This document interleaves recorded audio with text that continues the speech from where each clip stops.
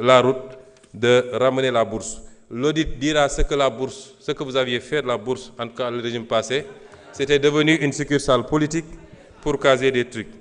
Pour conclure, Monsieur le Président, je voudrais lancer un appel au peuple sénégalais. Nous sommes dans un monde à la croisée de chamboulements majeurs.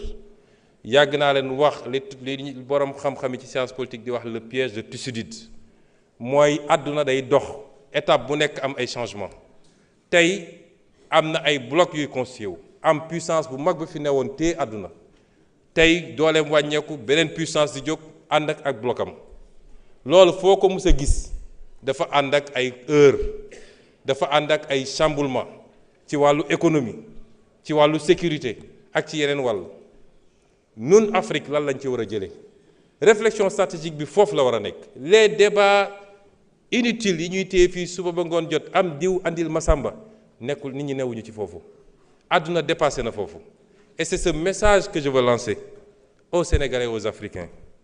L'Afrique n'a pas besoin qu'on l'asphyxie par la dette injuste et odieuse.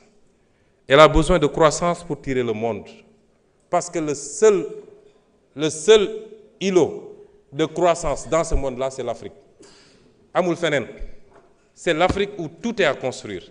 Est-ce que ça se fera sans les Africains, comme ça a toujours été le cas, depuis la traite négrière, la colonisation, la néocolonisation?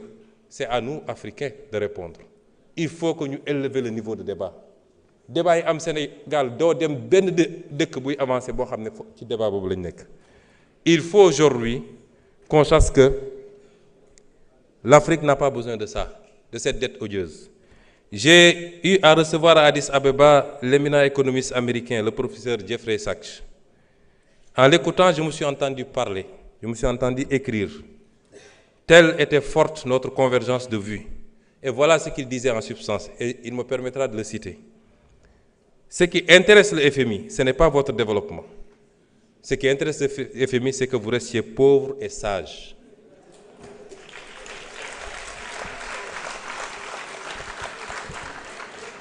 Le Sénégal et l'Afrique en général n'ont pas besoin d'annulation de la dette. Ils n'ont pas besoin de restructuration. Ils ont besoin de marge de manœuvre.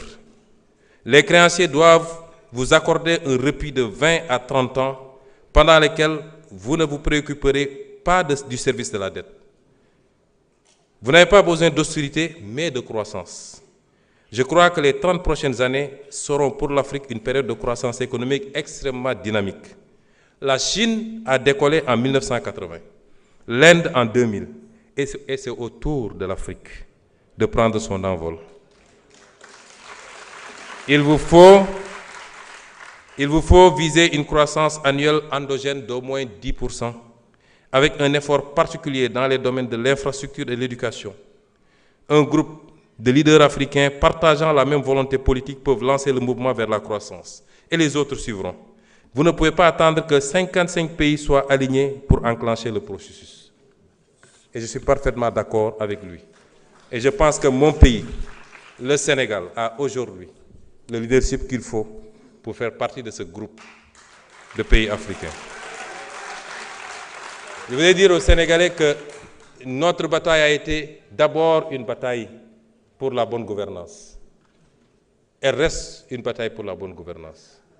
Mbuxum ak randal ak jël alalu réew mi jeex na ci réew mi su ma ko waxee nag tekkiwul ni amul man fa ma toog sa building administratif mënuma xam kenn ku ne li muy def ci bureau waaye buñ ci yéeg ñun kooku am na problème loolu jeex na ci réew mi.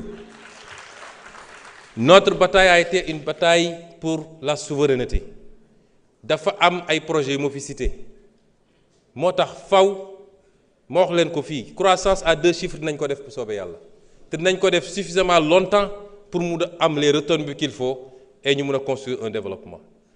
Nous allons reprendre notre gaz rawatina nag Yaakaar Teranga parce que ñoo ko moom te am nañu les bases pour reprendre ko on va le reprendre te buñ ko defee la may andi ci Sénégal kenn xamul nu mu toll. Je vous ai parlé du phosphate également et beaucoup d'autres secteur. Ci fan yi di ñëw dinaa def un point de presse spécialement pour rendre compte aux Sénégalais de ce qu'on a fait ces 2 dernières années sur les renégociations des contrats. Mais loolu pour mu am il faut que ñun ñu xoolaat suñu bopp ñun tam nañu xam ni on doit être des modèles sénégalais yi ñun la ñu fal il faut qu'on soit des modèles ci alal réew mi ni ñu koy gérer ci les pratiques du passé yoo xam ne tax na sénégalais yi suuroon politique kenn ci ñun faluñu sa famille faluñu sa soxna faluñu say rakk ak say mbokk l'affairisme d'État nañ ko moytu soyons exemplaires dans la gestion des affaires publiques nañu jublu ci liggéey te bàyyi. Vous pouvez conclure en 5 minutes. Il va conclure. Vous pouvez conclure. nañu jublu ci liggéey te bàyyi futilité yi parce que liggéey mooy permettre ñu éviter yenn yi nañu waxante dëgg yu bëri ñuy wax fii ñi ngi wax ci affaire ñaari tur yi ñi ngi wax ci xawma simol lañ ko tuddee maître Bamba Cissé xam na ci dara wax nañu ci yu bëri yu am sax ci comportement ci réseaux sociaux ak feneen li ko andi mooy bëgg facilité nañu dellu ci cette valeur fondamentale qu'est le travail parce que moo lay permettre nga dund gu nooy waaye jaamu yàlla la ci boppam nañu cultiver cette valeur fondamentale structurée autour du travail.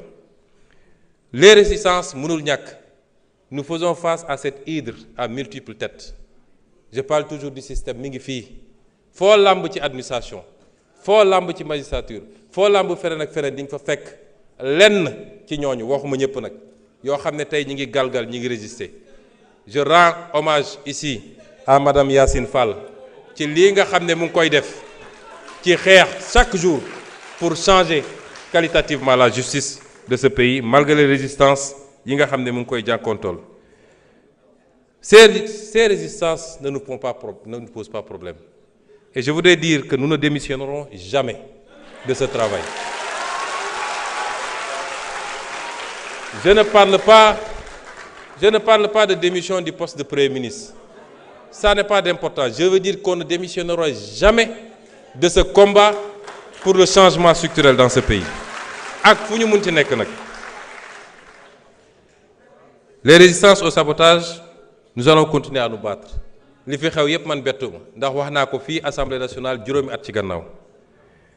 L'histoire de l'humanité rappelle que les révolutions qui marchent vers les destins promis, se heurtent à leur lot d'obstacles. Les reniements, les intrigues et complots de pouvoir, les infiltrations, les accoutumances aux tentations, les résistances de l'ordre ancien. Et ce que nous vivons tous les jours.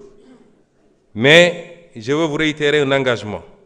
Cet engagement, c'est que cette fois-ci sera la bonne.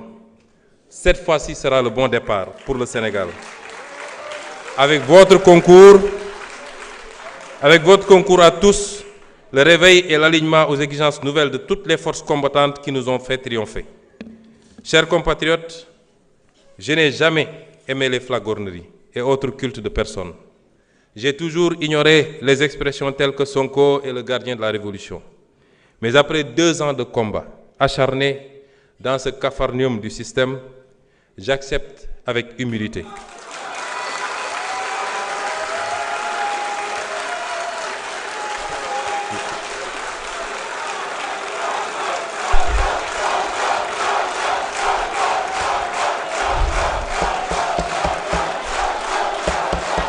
Regardez le temps. Vous êtes en train de lui grignoter des minutes. Hein?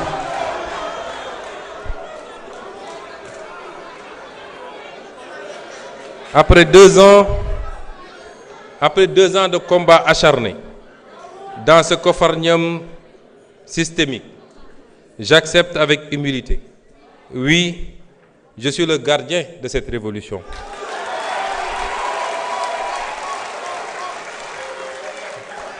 Je le suis dans la limite des moyens et pouvoirs qui sont les miens. Mais je le suis avec vous, des millions de Sénégalais d'ici et de la diaspora, qui n'ont pas oublié pourquoi tant de sacrifices, qui n'attendent de nous rien que la vérité, la droiture, l'éradication des tares d'un système honni et le don de soi pour la patrie. Je vous remercie.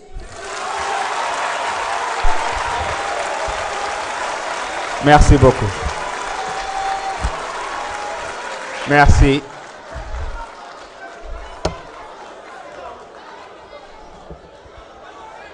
jërëjëf